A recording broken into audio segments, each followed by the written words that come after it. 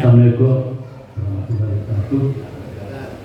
Ini Ustaz senangkan tadi Ustaz menjelaskan tentang ikhlas. Sekarang saya tanya tentang sahabat, jadi mana sama sahabat Ustaz. Yang kedua Ustaz menjelaskan tentang doa. Jadi mana ada doa atau zikir. Saya sekian terima kasih. Saya Assalamualaikum warahmatullahi wabarakatuh. Ikhlas itu inti ibadah. Inti ibadah. Jadi ibadah apapun kalau tidak ada ini, tidak akan diterima oleh Allah. Sabar kata lagi, dia cahaya, pelita. Sabar, pelita di dalam keadaan hidup. Dua-duanya dibutuhkan. Dua-duanya dibutuhkan. Kalau kemudian mana yang lebih, jangan membanding-bandingkan satu antara satu dengan satu, yang lainnya saling berkaitan. Kenapa? Kalau kita bandingkan lebih afdal ini, berarti ini boleh ditinggalkan. Dua-dua ini kita butuhkan, tidak bisa kita tinggalkan. Assalamualaikum warahmatullahi wabarakatuh. Alhamdulillah wa syukurillah ala nikmatillah wassalatu wassalamu ala rasulillah wa ala alihi wa ajwadihi wa mawala la haula wa la quwwata illa billah. Bapak-bapak ibu sekalian, jamaah al-khair dan para tamu Allah, mari kita bersama-sama bersyukur kepada Allah SWT yang telah memberikan rahmat dan nikmat kepada kita semuanya, wabil khusus nikmat iman, nikmat Islam dan nikmat sehat, sehingga pada kesempatan ini kita bersama-sama dapat berwajah dalam lafaz Allah dan insya Allah akan kita lakukan dengan taklim. Semoga salawat dan salam senantiasa terlimpahkan di Nabi besar Muhammad SAW, keluarganya, sahabat-sahabatnya, dan untuk pengguna yang setia dan istiqomah sampai akhir zaman termasuk kita semua ini. Amin. Alhamdulillah Bapak Ustaz kita sudah berada di tengah kita untuk berusaha semoga memberikan kesempatan untuk memberikan tausiah. Assalamualaikum warahmatullahi wabarakatuh.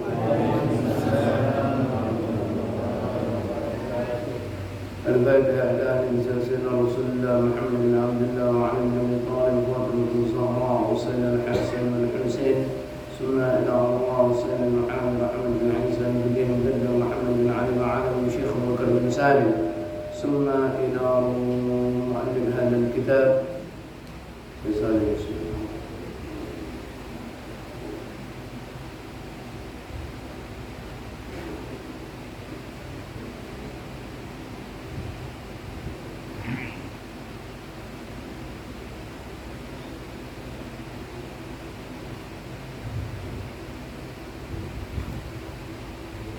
ولجميع المسلمين والمسلمات والمؤمنين والمؤمنات أن الله يغفر لهم ويعلي درجاتهم من يعين علينا من بركاتهم وأسرارهم وعلومهم في الدين والدنيا والآخرة وإلى حضرة النبي المصطفى محمد صلى الله عليه وسلم الفاتحة.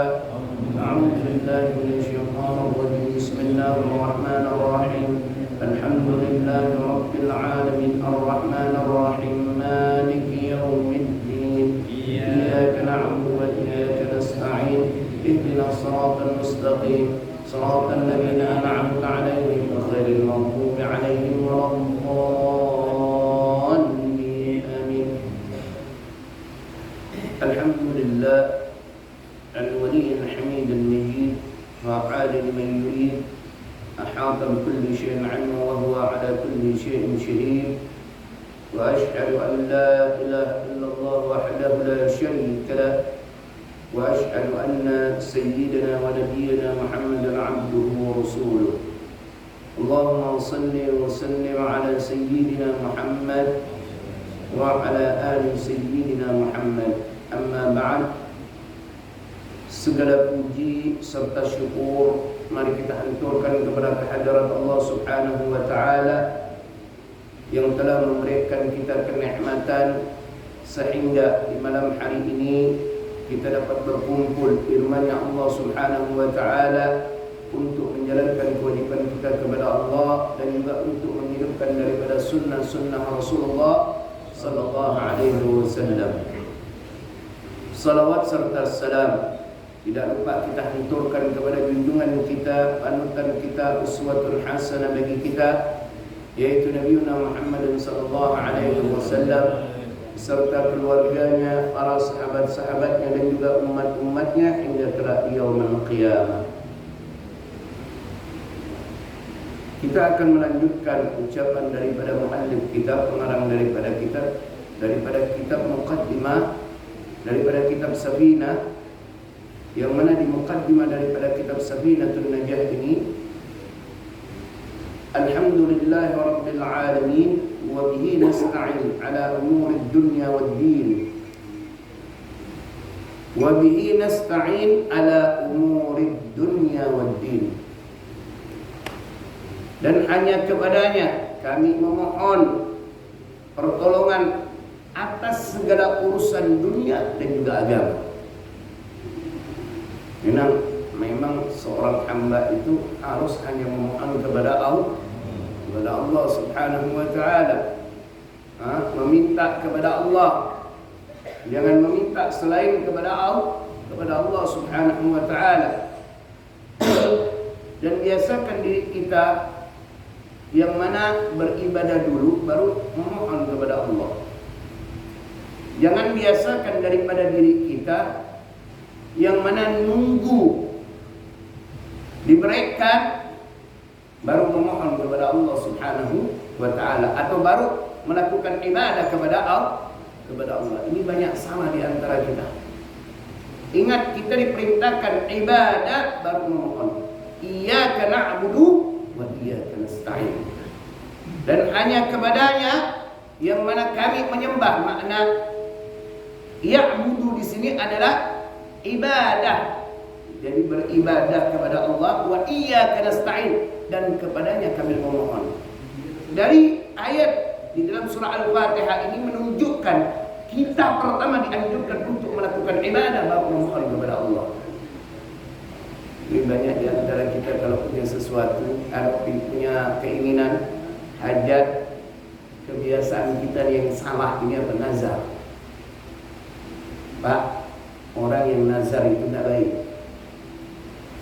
Malah sampai dikatakan oleh Nabi SAW termasuk orang yang bakhil.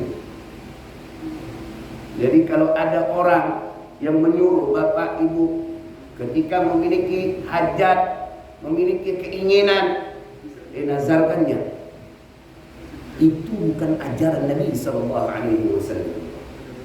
Tapi ketika seseorang sudah berucap, bernazar dengan ucapannya, wajib bagi orang tersebut untuk melaksanakan daripada apa yang dinazarkan. Tapi bukan anjuran Nabi. Nabi memberi cap orang yang suka bernazar adalah orang yang bakhil. Berarti apa? Orang yang bernazar ini kalau sudah diberi baru mau melakukan ibadah. Kalau belum diberi tidak akan dia melakukan ibadah. Contoh aja, kalau anak saya diterima di kedokteran, saya puasa 3 hari. Kalau tidak diterima tidak puasa wajib. Logika yang dipakai. Ini kalau tanah saya laku, saya sedekah 100 juta. Kalau tak laku, tak sedekah 100 juta. Nunggu diberi, baru mau melakukan ibadah. Inilah orang yang bakhil. Rasulullah menganjurkan yang mana sesuai dalam surah Al-Fatihah, iyyaka na'budu wa iyyaka nasta'in. Lakukan dulu ibadah baru kita mohon kepada Allah.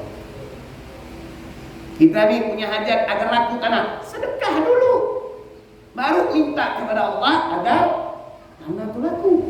Ini baru benar. Pengen anak ini diterima di kedokteran, puasa dulu, baru minta kepada Allah. Ini baru benar. Jangan nunggu diterima baru berpuasa.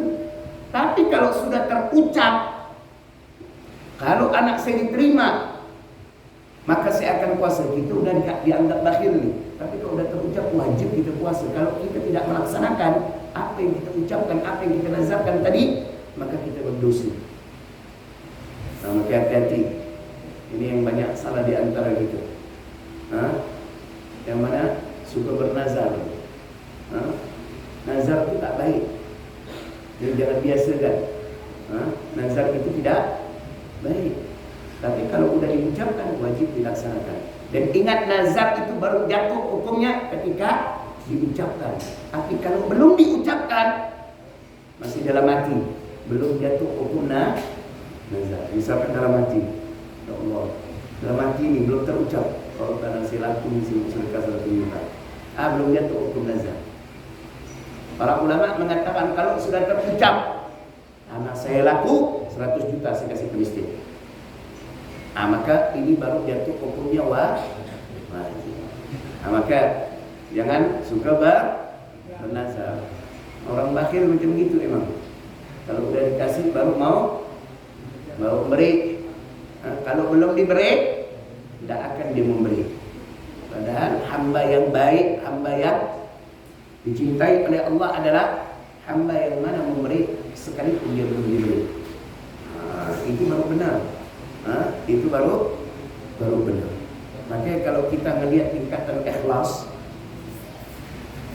rambut siapa panjang benar, dirang gitu, panjang tak makhluk dari mana ya.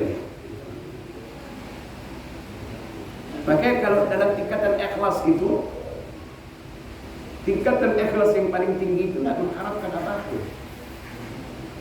Yang penting Allah ridho aja, tidak apa-apa. Sekalipun dimasukkan ke dalam neraka, tidak apa-apa. Makanya kata Al-Imam An-Nawawi di dalam kitab Nasaihul Ibad, tingkatan ikhlas itu ada 3. Tingkatan ikhlas itu ada 3. Ikhlas yang pertama, yang paling utama, melakukan ibadah hanya mengharapkan ridha-Nya Allah tanpa mengharapkan balasan dunia wala akhirat. Tidak mengharapkan balasan dunia, tidak mengharapkan balasan akhirat. Ini adalah tingkatan ikhlas para orang-orang saleh, para aulia, wali-walinya Allah. Mereka itu melakukan ibadah tidak mengharap Allah balas daripada dunia, Allah balas daripada akhirat dengan dimasukkan ke dalam surga. Tidak, bukan itu yang diharapkan. Yang diharapkan cuma satu, Allah ridha. Maka doa daripada Imam Haddad dan juga Rabi'atul Adawiyah itu di dalam doa mengatakan apa? Jikalau engkau memasukkan aku ke dalam neraka ya Allah, kalau kau ridha ya Allah, aku ridha ya Allah.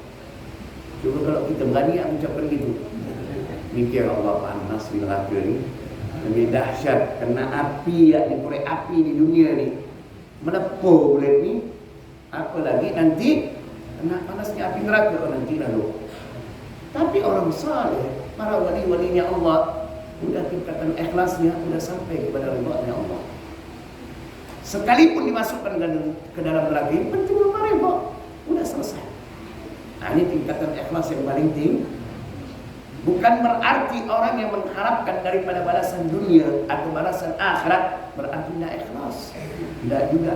Makanya tingkatan ikhlas yang kedua ini adalah melakukan ibadah mengharapkan daripada balasan akhirat. Di tingkatan ikhlas lebih rendah dibandingkan tingkatan yang pertama ini. Tapi termasuk daripada ikhlas. Contoh, yang mana dia bersedekah agar apa? Agar dijauhkan daripada neraka. Ini kan kalau orang yang bersedekah di bulan Rajab ini kan dahsyat. Di antara keutamaannya apa? Orang yang bersedekah 1 kali di bulan Rajab akan dijauhkan oleh Allah dari api neraka sejauh daripada burung. Dikatakan dalam riwayat, dikatakan burung gagak. Sejauh daripada burung gagak terbang sampai dia mati. Maknanya apa? Dari burung gagak itu mulai bisa terbang sampai dia mati, sejauh itu Allah menjauhkan dia daripada api neraka. Bayangkan 1 hari berapa ratus kilo burung gagak itu terbang. Kita ya berjalan sehari ini, dihitung yang berjalan kecil apa semua, bisa puluhan kilo. 1 hari 7 sampai 10 kilo, bahkan ada yang belasan kilo. Kalau dikalikan setahun aja, itu udah berapa kilo? Apalagi ini burung yang terbang, sejauh itu Allah jauhkan dirinya dari api neraka. Dia di bulan Rajab ini sedekah gara-gara apa itu? Mengharapkan daripada balasan akhir atau balasan akhirat, dijauhkan daripada api neraka. dan dimasukkan ke dalam surga. Ini termasuk ikhlas enggak? Ikhlas. Nah, ini ikhlas tingkatan yang kedua. Ada lagi ikhlas tingkatan yang ketiga. Ikhlas tingkatan yang ketiga ini melakukan ibadah mengharapkan balasan daripada dunia. Boleh enggak ibadah mengharapkan balasan dunia? Boleh. Apakah termasuk ikhlas? Ikhlas dikategorikan. Contoh, orang sholat duha, dia rajin sholat duha agar apa? Agar lancar rezekinya. Agar lancar rezekinya. Apakah ini orang termasuk ikhlas? Ikhlas. Lancar rezeki berarti mengharapkan balasan dunia, itu diperbolehkan. Dan memang mengharapkan ganjaran atau pemberian ganjaran itu sunnah Allah. Kita ni aja udah diiming-imingi ganjaran dunia, ganjaran akhirat, masih banyak yang tidak mau melakukan ibadah. Ya apa kalau tidak diberikan ganjaran, iming-iming ganjaran? Bisa-bisa tak ada mau melakukan ibadah ini. Contoh sedekah ya, udah dikasih iming-imingan nih, iming-iming sama Nabi nih. Mana fasad sedekah min mal, tidak akan berkurang harta yang disedekahkan. Tapi masih banyak orang yang mana bakhil, kedekut, masih mau masukkan duit 100.000 ke dalam tok masjid, gegar tangannya. Tapi kalau mengeluarkan isi dompetnya, kalau pergi ke mall, buat 3 lembar 100.000 tak ada bergegar dia. Coba kalau masukkan ke dalam tok masjid, tak nyaman makan langsung. Karena bakhil. Sekarang pernah nak kita sedekah masukkan duit 100.000 dalam tok? Kalau hari Jumat, jangan-jangan tak pernah balik semua itu. Yang udah pasti itu 2.000. Boleh tanya. Tadi asal lebih ketua isi tok lebih banyak mana tu Haji? 2.000-an di mana-mana. Pasti yang dikenal, maka pahlawan paling dikenal itu Pak Timurah sama pengurus masjid dibandingkan pahlawan-pahlawan lain. Maka kalau ada orang bertanya siapa saja pahlawan-pahlawan Indonesia, pasti yang diingat pengurus masjid itu apa? Pak Timurah. Kalau yang lain masih mikir, kenapa? Sering melihat gambar.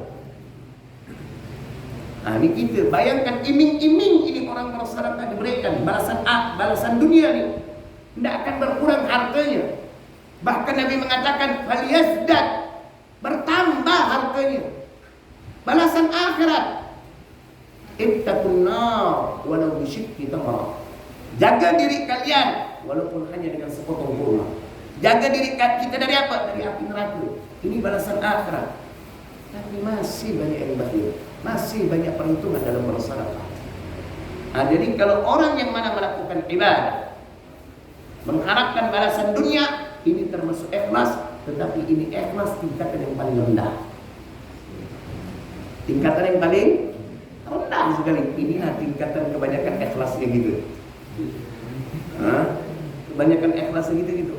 Baca surah Al-Waqi'ah, karena dengar dari hadis Nabi, barang siapa yang baca surah Al-Waqi'ah ba'dal asar, maka tidak akan terputus daripada rezeki. Belum baca terus. Tapi apakah termasuk ikhlas mengharapkan balasan dunia? Termasuk daripada ikhlas. Tapi ikhlas yang ini adalah ikhlas tingkatan yang paling rendah. Yang bukan termasuk ikhlas adalah melakukan ibadah mengharapkan pujian daripada makhluk, daripada manusia. Ini riya, ini jangan sampai kita miliki. Karena orang kalau sudah memiliki sifat riya, na'udzubillah min dzalik, neraka surga pun mengharapkan dirinya untuk dimasuki orang-orang yang memiliki sifat riya. Ana haramun ala kulli bakhilin wa mura'in. Kata surga, aku haramkan diriku untuk dimasuki orang-orang yang bakhil dan orang-orang yang memiliki sifat riya. Nah, jadi kita kembali kepada kajian kita. Kalau mau memohon pertolongan, lakukan ibadah baru memohon kepada Allah dan sering-sering berdoa kepada Allah. Masalah dikabulkan apa enggak itu bukan urusan kita. Doa aja. Dan ingat, ketika seorang hamba berdoa, dia lagi melakukan ibadah kepada Allah. Karena Nabi sallallahu alaihi wasallam bersabda, Ad-du'a wal ibadah. Doa itu adalah ibadah. Jadi ketika kita berdoa sekalipun tidak dikabulkan oleh Allah, kita berarti sudah melakukan ibadah. Kalau setiap ibadah pasti ada ganjaran dari Allah, maka jangan heran nanti di akhirat kita akan kaget, ini pahala aku. Begitu banyaknya, ternyata itu pahala-pahala daripada doa yang kita panjatkan sewaktu kita hidup di dunia. Makanya banyak-banyak doa. Kenapa? Dengan kita berdoa menunjukkan kita merendahkan diri kepada Allah. Dan Allah paling senang dengan hamba yang merendahkan dirinya kepada Allah. Makanya Al-Imam Ibn Hajar mengatakan bahwa takwa itu, definisi takwa itu sesuai dengan hurufnya, taqawawiyah. Yang pertama tak, kan kata takwa itu dari 4 huruf, ta, kaf, waw, ya. Yang pertama ini yang berkaitan dengan kita bahas, yaitu tadarruf, merendahkan diri di hadapan Allah. Bagaimana cara merendahkan diri kepada Allah? Selalu memohon, meminta kepada Allah. Bahkan dikatakan oleh Nabi, walaupun garam, minta sama Allah. Itu berarti kita butuh benar sama Allah. Allah paling senang. Dan ingat, Allah kalau diminta tambah cinta kepada makhluk. Tapi dia kalau manusia sering dipinta, jemu dia. Ya, betul lah Pak. Cobalah saudara kita datang sekali untuk bantu, senang gitu. 2 kali bantu, 3 kali mulai dah berubah hati tu. Ya Allah, dia ni minta dia lain ni. Keempat kali datang, pandai bilang dengan bini, bilang aku tak ada. Jenuh, ini sifat manusia. Betul tak Bu? Nanti datang lagi orang, kita bukakan pintu, buka dia, melihat dia jendela, alamak dia. Ini sifat alami manusia ni. Ini sifat kita. Sering kita dipinta, maka kita akan jenuh, bosan. Tapi kalau Allah tidak sering diminta, tambah cinta Allah kepada makhluk tersebut.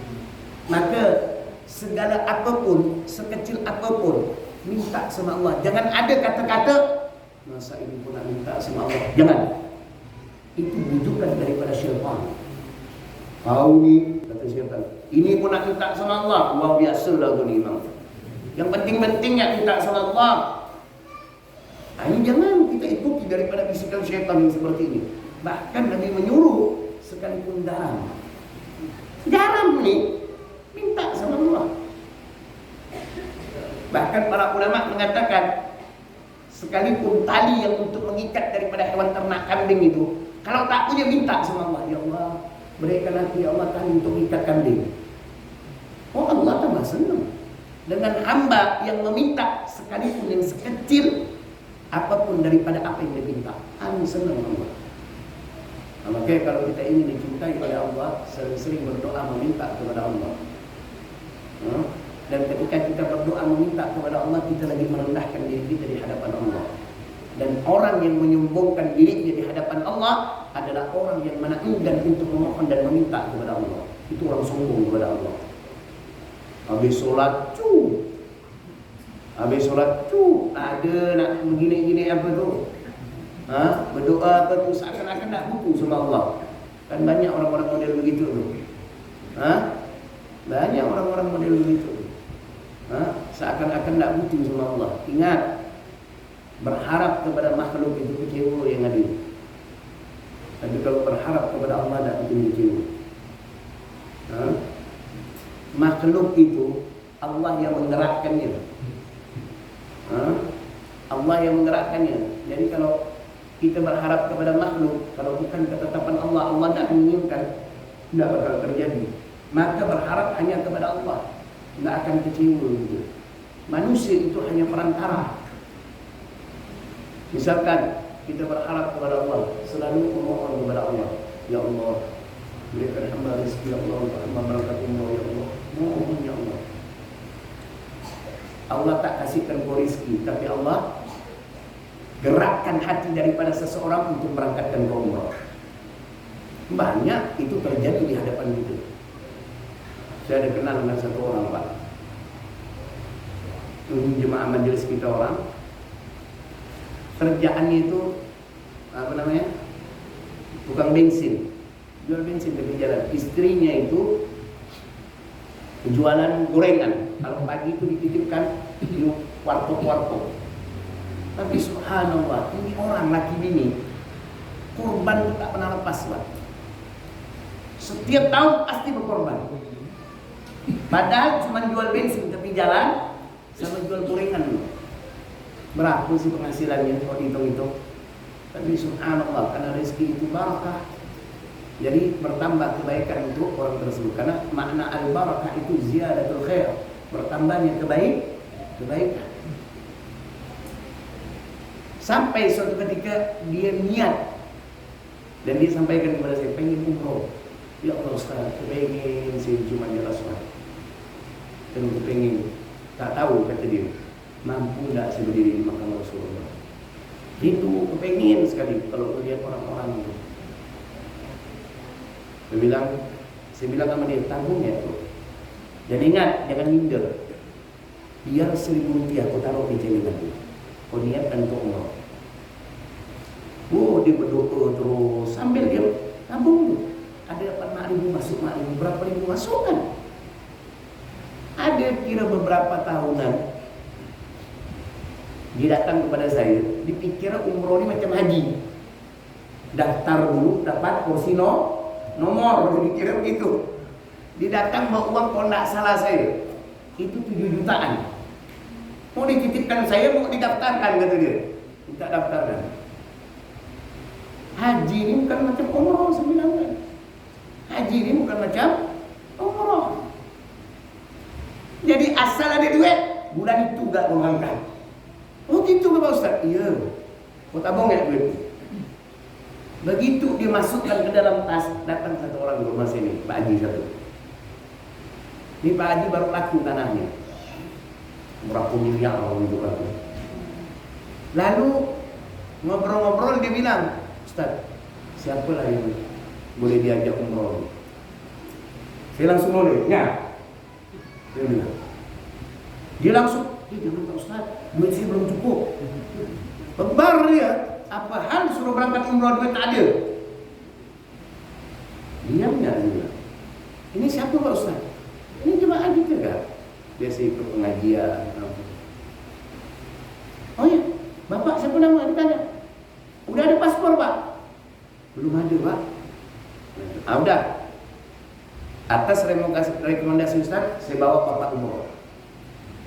Ini nangis ini orang. Baru kekumpul 3 juta, 7 juta.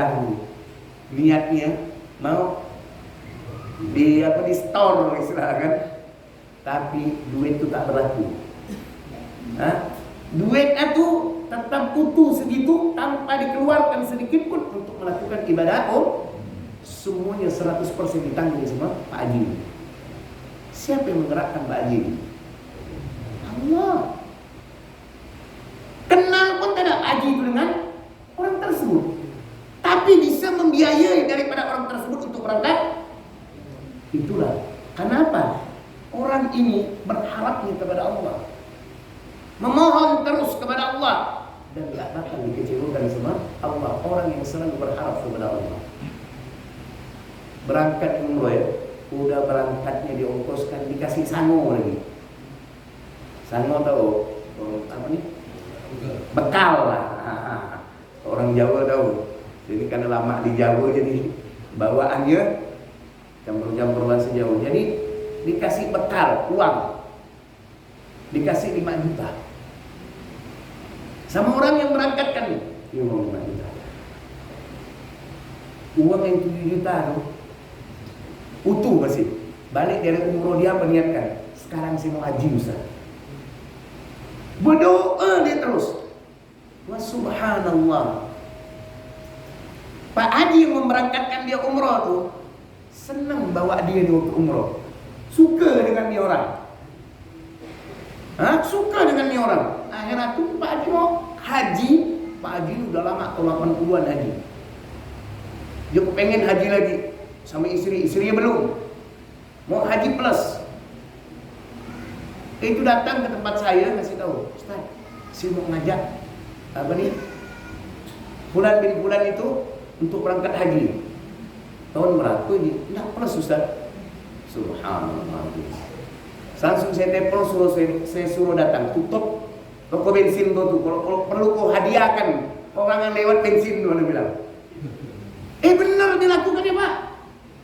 Setiap orang yang lewat dikasih bensin gratis. Padahal saya bergurau. Benar-benar dilakukan. Tidak usah bayar gitu dia. Sampai dia gratis bensin. Begitu sampai, ternyata Pak Haji ini menyampaikan ingin merangkatkan orang tersebut umroh. Bukan hanya dia, istrinya pun diajak. Haji plus Pak. Jadi ada satu mantan pejabat lah. Ini daftar haji, berangkatnya masih setahun lagi setelah orang ini berangkat. Ya Allah Ustaz, saya lumayan dah daftar, sudah berapa lama daftar haji. Ya Allah, beliau ni wala ada kabar daftar atau berangkat plus ini Ustaz. Lihat orang yang berharap kepada Allah, ada kecewa, tidak bakal dikecewa dari Allah. Maka sering-sering memohon kepada Allah. Dan Allah kalau sudah memberi, mengabulkan apa yang diminta oleh hambanya, itu kadang di luar daripada akal itu. Kalau pakai logika nih, ada duit daftar lo, baru keluar nomor, tahun berapa berangkatnya, kan begitu aturannya. Nggak bisa langsung duit, apalagi zaman sekarang mau plus sekalipun, itu mau 4 tahun, kadang 5 tahun baru berangkat, 3 sampai 5 tahun. Makanya kalau ada orang travel yang mengatakan tahun ini nggak berangkat, jangan percaya Pak Bu. Itu pakai visa furada. Visa furada itu bukan haji plus loh. Jangan salah loh. Visa furada itu visa ziarah. Bukan visa yang undangan dari kerajaan yang diberikan. Itu yang dijual sama travel tuh. Itu bukan haji plus. Fasilitasnya lebih bagus ONH biasa. Berapa banyak kejadian tahun kemarin yang mana pakai visa furada orang haji, emang betul tahun itu gak berangkat, dan harga pun tak alang-alang 250 sampai 300 juta. Itu yang mana berjalan kaki mau ke Arafah, bukan dekat tuh Bang. Berjalan kaki mau ke Arafah, mau melempar jumrah, bukan nyaman tuh. Nggak ada kendaraan, nggak diurus. Ini orang cuma diurus berangkatnya aja, fasilitas sana ala kadarnya. Nah, makanya kalau mau macam ini janganlah. Kalau mau haji yang fasilitas lebih bagus itu ONH plus. Jangan pakai visa furada. ONH plus sekarang nih 3 sampai 5 tahun. Bayangkan ada duit sekalipun masih nunggu beberapa tahun. Tapi ini Allah tidak mustahil. Tidak mustahil bagi Allah untuk memberangkatkan daripada seorang hamba. Untuk apa? Menyampaikan hajat daripada hambanya. Karena hamba itu yang selalu berharap kepada Allah Subhanahu wa ta'ala. Cuman tukang jual bensin, istrinya jual gorengan, tapi haji pakai haji plus. Orang kaya belum tentu haji plus. Orang kaya belum tentu haji plus. Ini kalau berharap kepada Allah tidak mungkin dikecewakan sama Allah Subhanahu wa ta'ala. Nah, ada yang mau bertanya, silakan.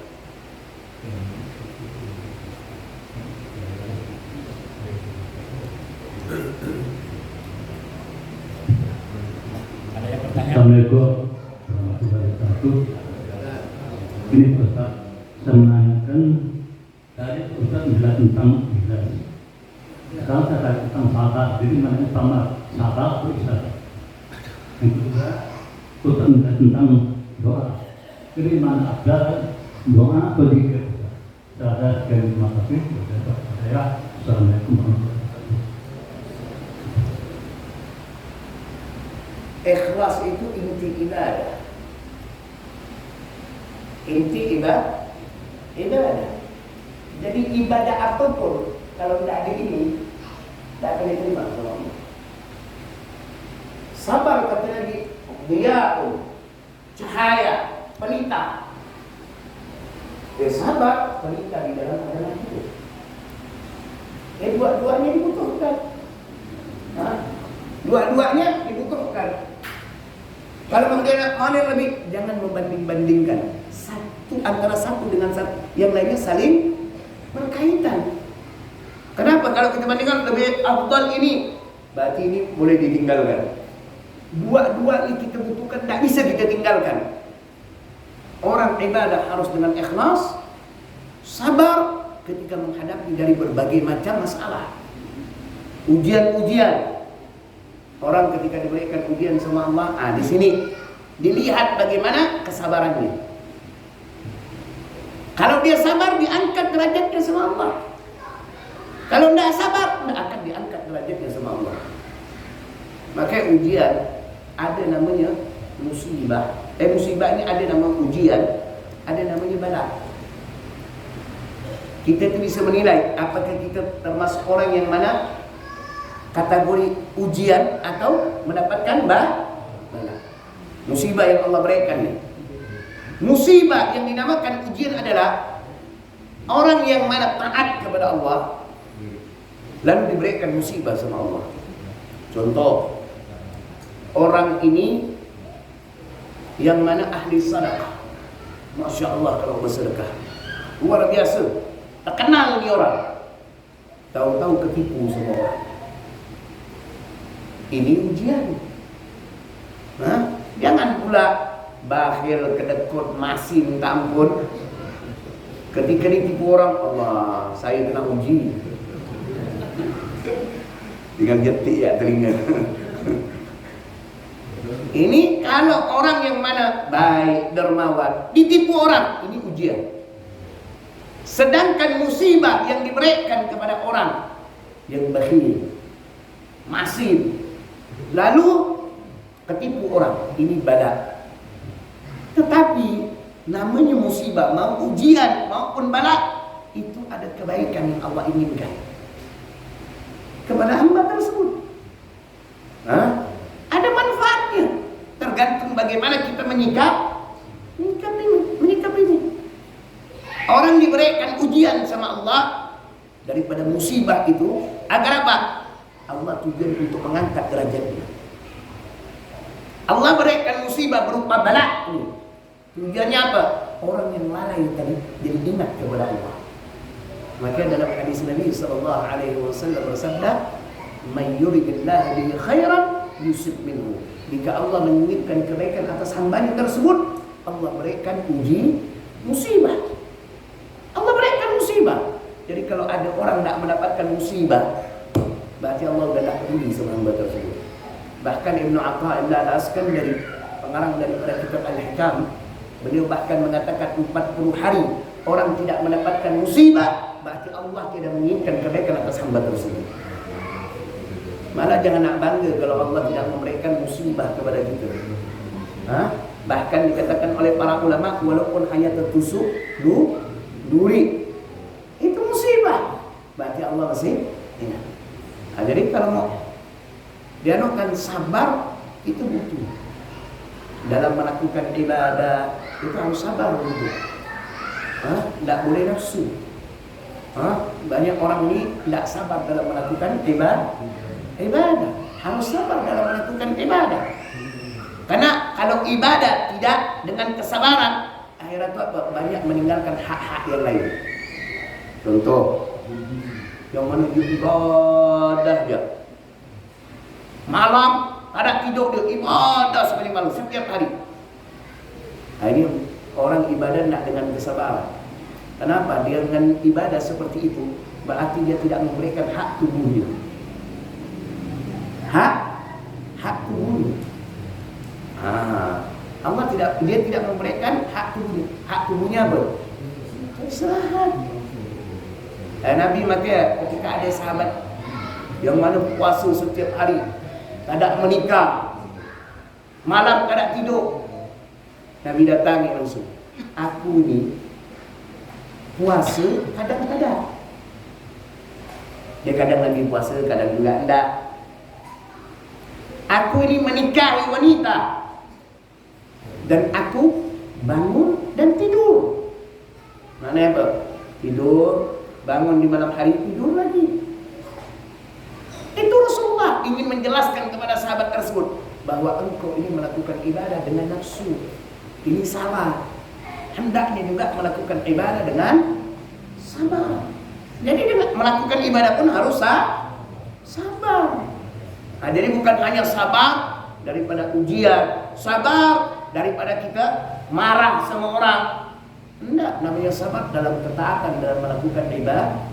Dua ini hal yang sangat penting dalam agama. Nah, ini saling membutuhkan antara satu dengan yang lain. Paham ya?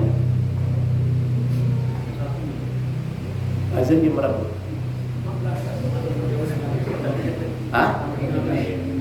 Pas tuh baca doa sekalian. InsyaAllah minggu depan kita lanjutkan. Semoga apa yang kita kaji di malam hari ini kita mendapatkan ilmu yang barakah, ilmu yang bermanfaat, ilmu yang bisa menambah ketaatan kita kepada Allah, ilmu yang bisa menambah kesempurnaan amal ibadah kita, ilmu yang bisa menambah rasa takut dan cinta kita kepada Allah dan juga kepada Rasulullah sallallahu alaihi wasallam. Dan semoga perkumpulan kita di malam hari ini menjadi wasilah bagi kita, perantara bagi kita untuk mendapatkan syafaatnya Rasulullah sallallahu alaihi wasallam kelak di yaumul qiyamah. Dan semoga kita semua selalu diberikan kesehatan oleh Allah, diberikan umur yang panjang dalam ketaatan kepada Allah Subhanahu wa taala, dan semoga segala urusan dunia dan akhirat kita dimudahkan oleh Allah Subhanahu wa taala, dan semoga rezeki kita dilancarkan oleh Allah dengan rezeki yang halal dan juga barakah, dan semoga anak-anak kita dijadikan anak-anak yang saleh dan juga salihah, dan semoga segala bentuk amal ibadah kita diterima oleh Allah, dan semoga dosa-dosa kita diampunkan oleh Allah, dan semoga kita semua diwafatkan oleh Allah Subhanahu wa taala dalam keadaan husnul khatimah.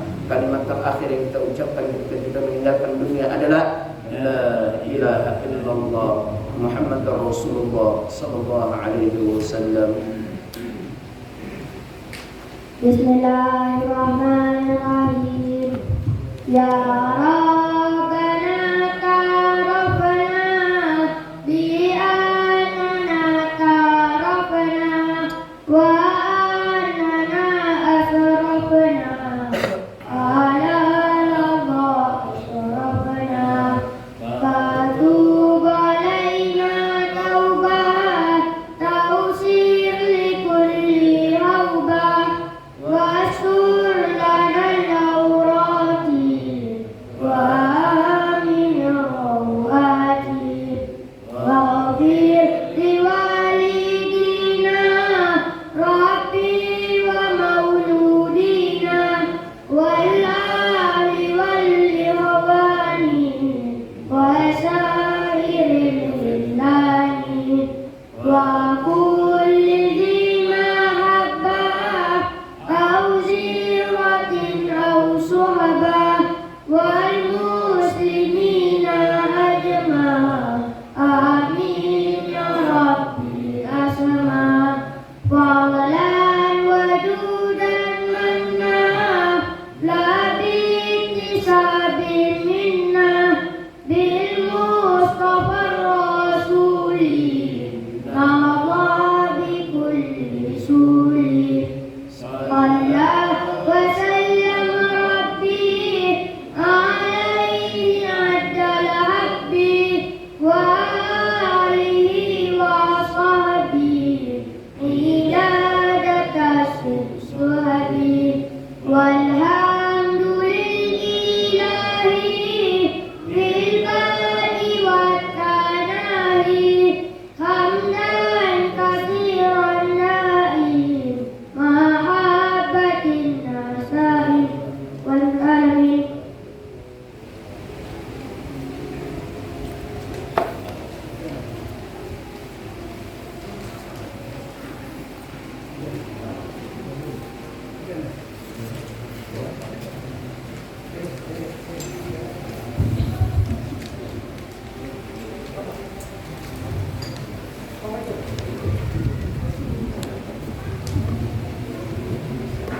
Allahu Akbar,